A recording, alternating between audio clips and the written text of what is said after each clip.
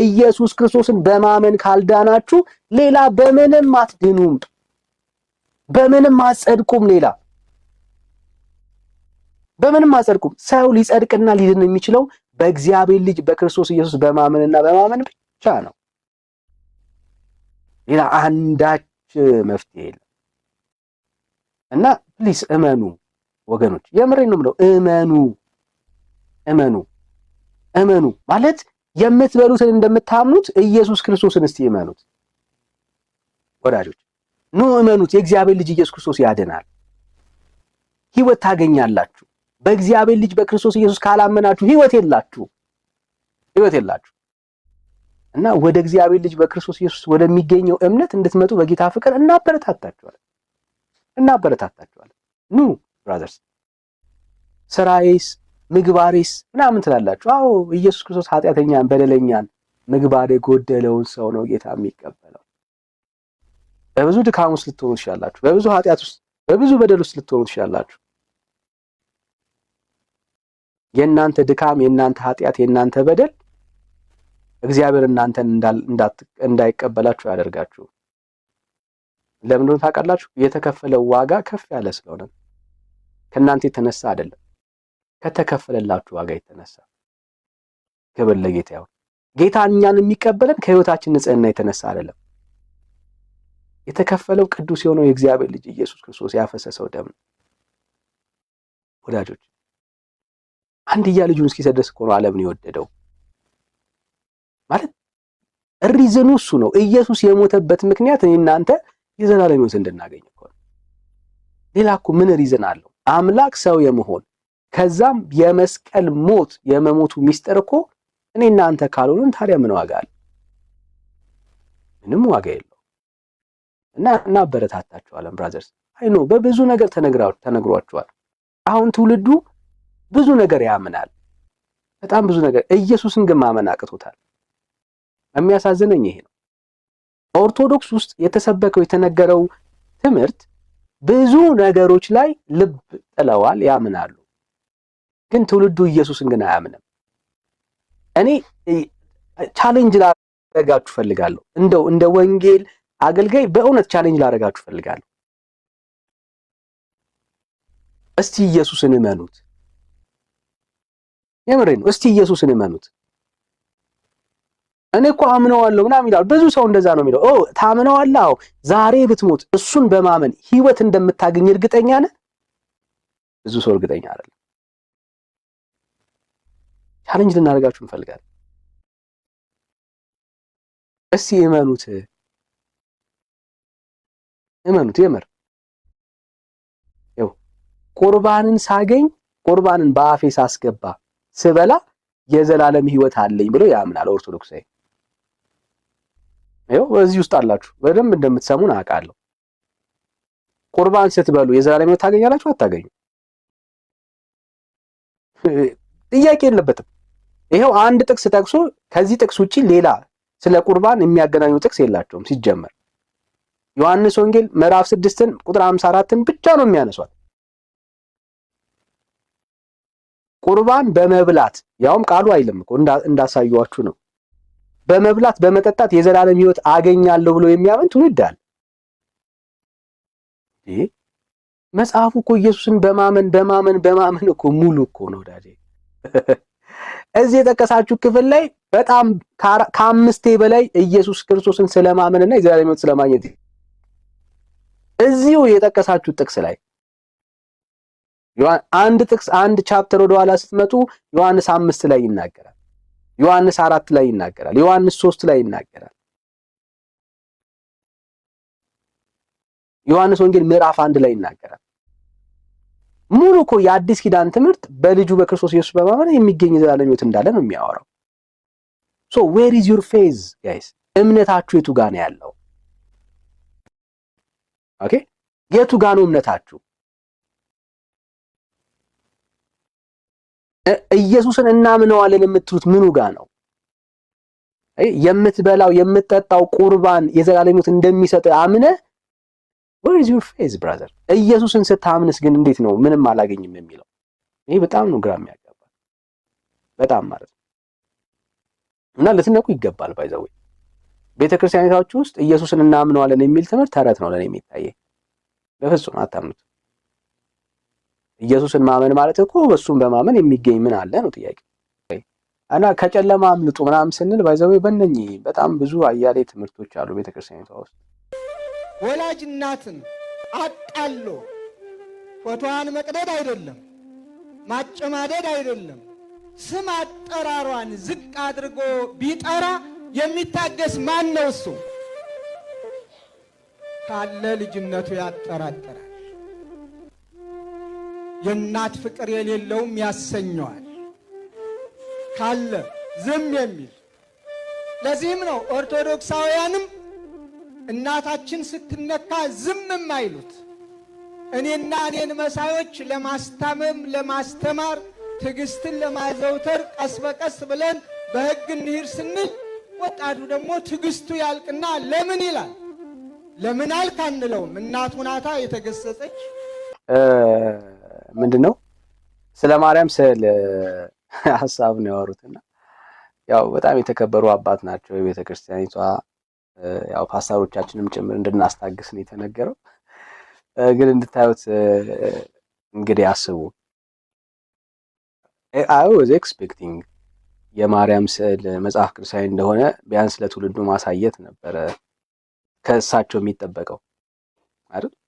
የሆነች የተሳለች ስዕል ማርያም እንደሆነች እና ስዕሏንና ማርያምን አንድ አድርገው ከእግዚአብሔር ቃል ማሳየት ነበረባቸው አይደል?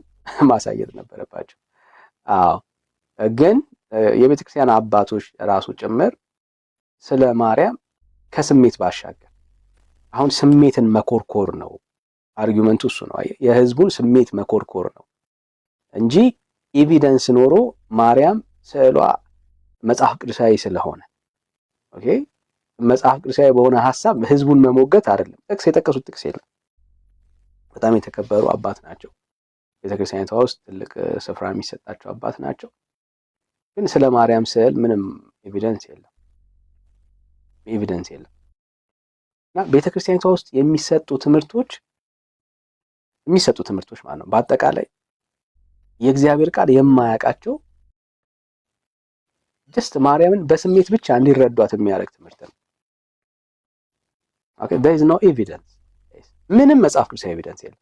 ይሄ ማለት የተከበሩ አባት ናቸው። ባይዘው የተከበሩ አባት ናቸው። በደንብ የተከበሩ አለኝ የምትላቸው አባት ናቸው። ግን there is no evidence for that። እና ቆም ብላችሁ ራሳችሁ እንድታዩት ነው የምንፈልገው። እና የማርያም ጠላቶች አትበሉን። እኛ ማርያምን አልጠላናትም። ኦኬ ማርያምን አልጠላናትም። የጠላናት ማርያም የለችም። ቤዛ ምናምን ትሆናላችሁ። አሳዩና ቤዛ የሆነች ማርያም እግዚአብሔር ቃል ኪዳነ ምሕረት አሳዩን። ከእግዚአብሔር ቃል የምህረት ኪዳን የተቀበለች ማርያም ኃጢአተኛን በደለኛን የምታስምር ማርያም ከእግዚአብሔር ቃል አሳዩን።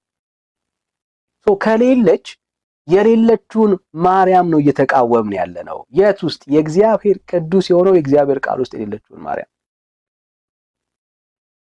ኦኬ ይሄ ማርያምን መጥላት አይደለም። የጠላ ነው እናንተ የፈጠራችኋትን፣ እናንተ ያበጃችኋትን፣ እናንተ ያዘጋጃችኋትን ማርያምን የጠላ ነው እንዴ። እሱ ነው ጥያቄያችን፣ ጥላችን እሱ ነው። እና ይሄ አሁን እንትን ምናምን እንደዚህ እሱ አይጠቅምም። አሁን አገልጋዮች በተለይ እንደው ፖለቲካ ለመስራት ከምትሞክሩ ግለጡና አሳዩ።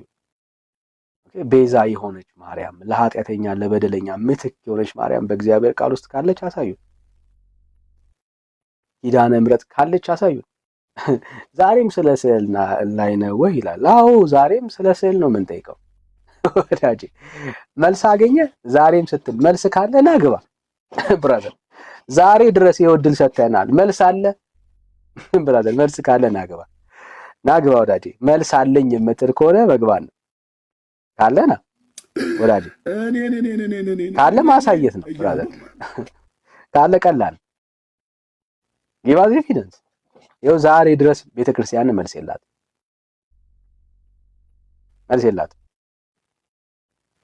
ያድናሉ እያለች የሰቀለቻቸው ስዕላቶች ምንም በየትኛው የመጽሐፍ ቅዱስ ኤቪደንስ ውስጥ ልታሳየን አትችልም። የምታድን ስዕል የለም፣ የሚያድን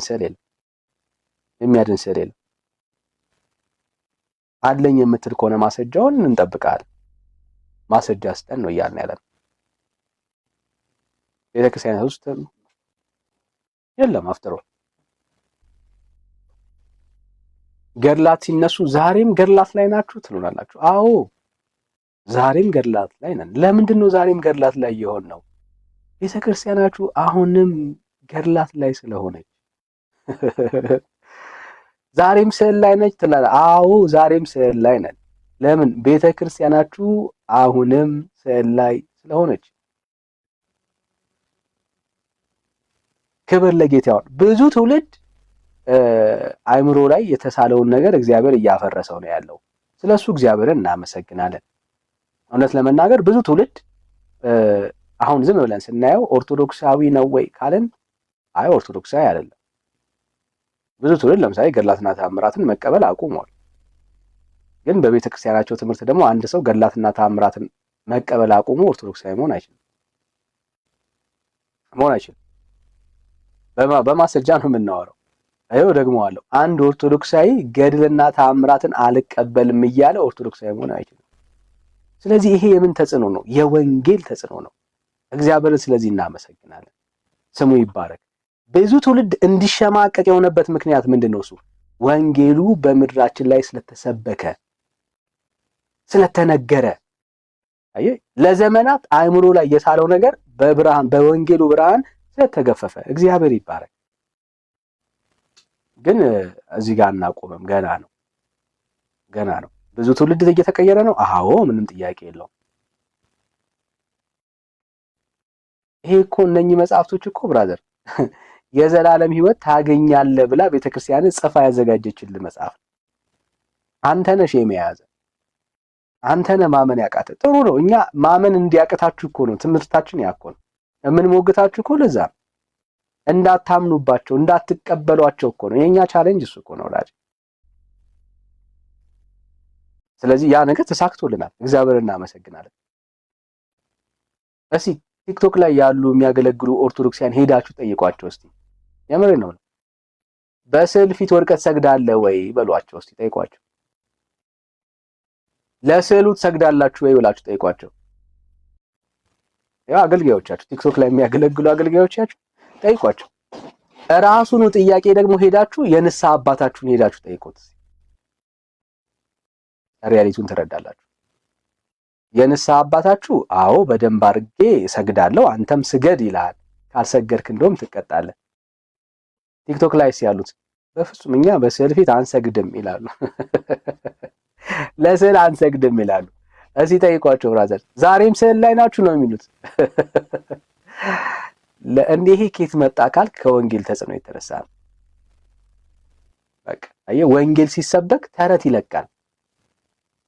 ኦኬ ወንጌል ሲነገር ተረት የሆነ ትምህርት ከሰው ልብ ውስጥ ይተናል እና እየተነነ ነው ያለው። እግዚአብሔር እናመሰግናለን። የወንጌል አቅሙ ይሄን ያክል።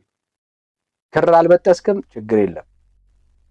ነጠላ ዘቅዘቀ ነው ነጠላ ለብሰህ ነው አሁን የምትሄደው ችግር የለም። በአንተ ውስጥ ግን የሚዘራው ቃል ግን እየበቀለ ነው ያለው። እግዚአብሔር እናመሰግናለን ስለሱ። ዓላማችን ያ ነው። ምኞታችን ያ ነው።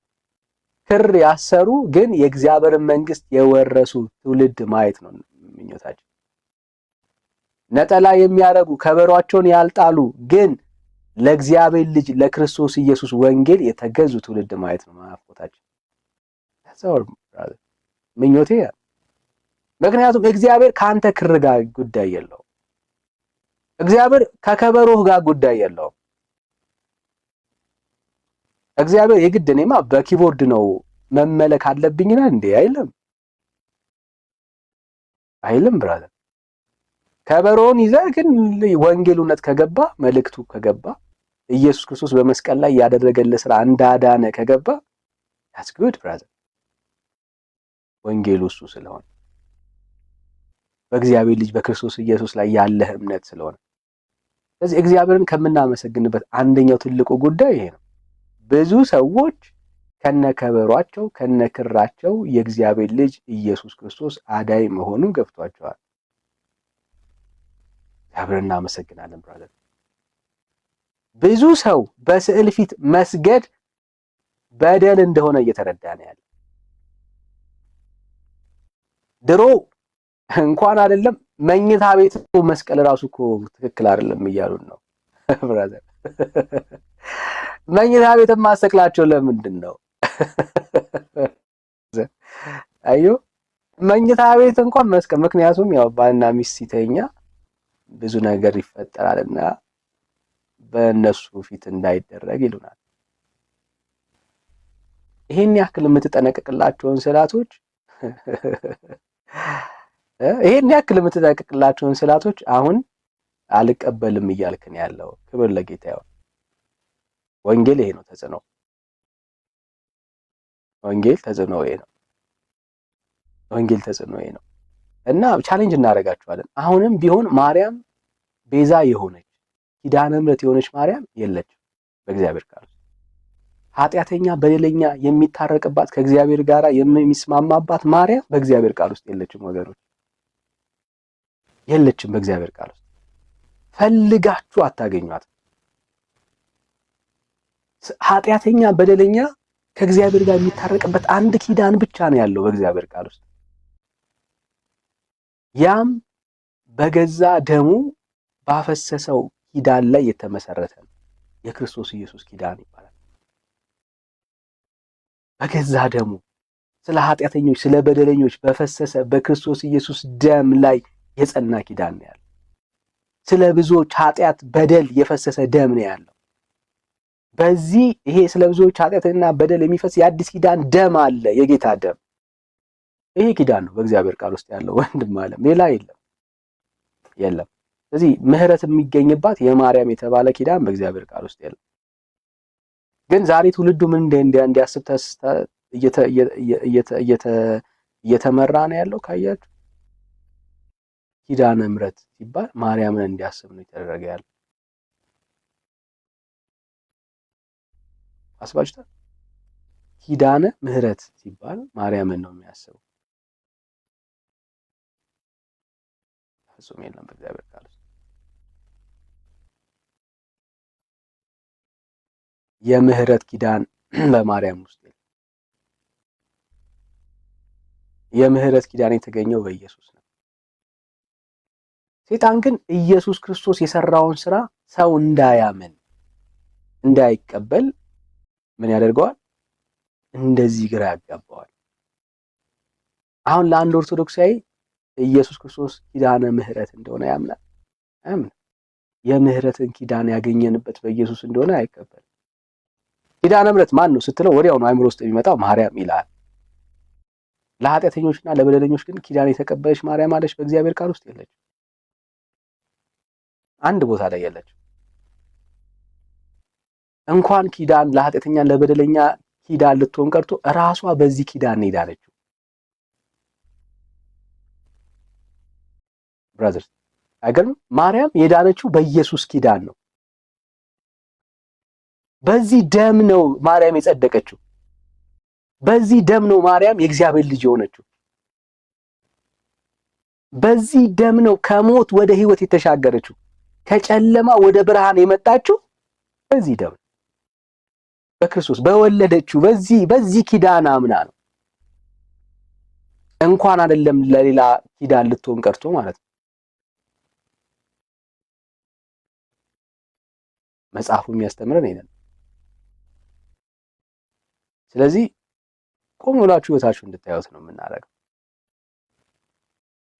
ዛሬ በቤተ ክርስቲያናችሁ ውስጥ የሚወሩት እነኚህ ትምህርቶች የሚነገሩት እነኚህ ሐሳቦች ከእግዚአብሔር ቃል አንጻር በጣም ሰውን ወደ ጨለማ የሚመሩ ከእግዚአብሔር ሐሳብ የሚያርቁ ትምህርቶች ናቸው። እግዚአብሔር እንድታምኑ ያደርጋችሁ፣ እንድትጠራጠሩት ያደርጋችኋል። እና መልእክታችን ይሄ ነው። ቤዛችን ወይም የአዲስ ኪዳን ምሕረት የምንቀበልበት ኢየሱስ ክርስቶስ ብቻ ነው። ልክ ነው ያለ በቃ እሱ ነው። ከሱ ውጪ ሌላ ማንም የለንም።